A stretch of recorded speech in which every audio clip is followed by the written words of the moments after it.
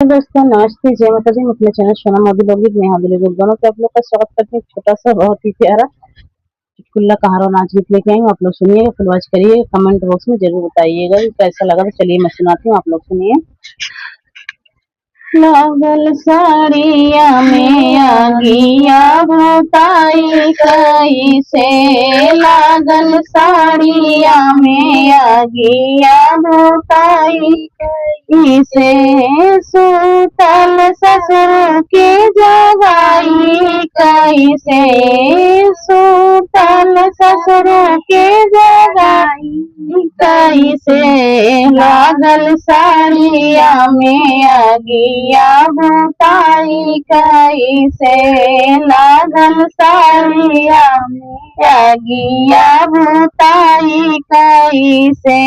लागल साड़िया में आगिया भूताई कैसे,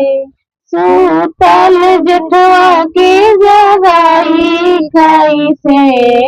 सूतल जटवा की जगाई कैसे, लागल साड़िया में आगिया भूताई कैसे, लागल साड़िया में आगिया भूताई कैसे,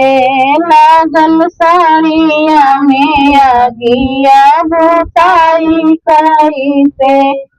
सोवत देवरा की जगाई कैसे, सोवत देवरा की जगाई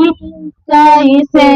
लागल साड़िया में आगिया भूताई कैसे,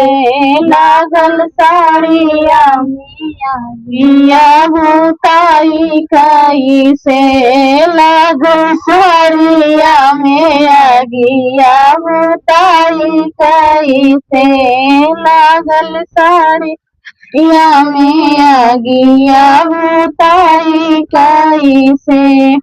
सोवत बलमा की जगाई कैसे, सोवत बलमा की जगाई कैसे, लागल साड़िया में आगिया भूताई कैसे, लागल साड़िया में आगिया भूताई कैसे,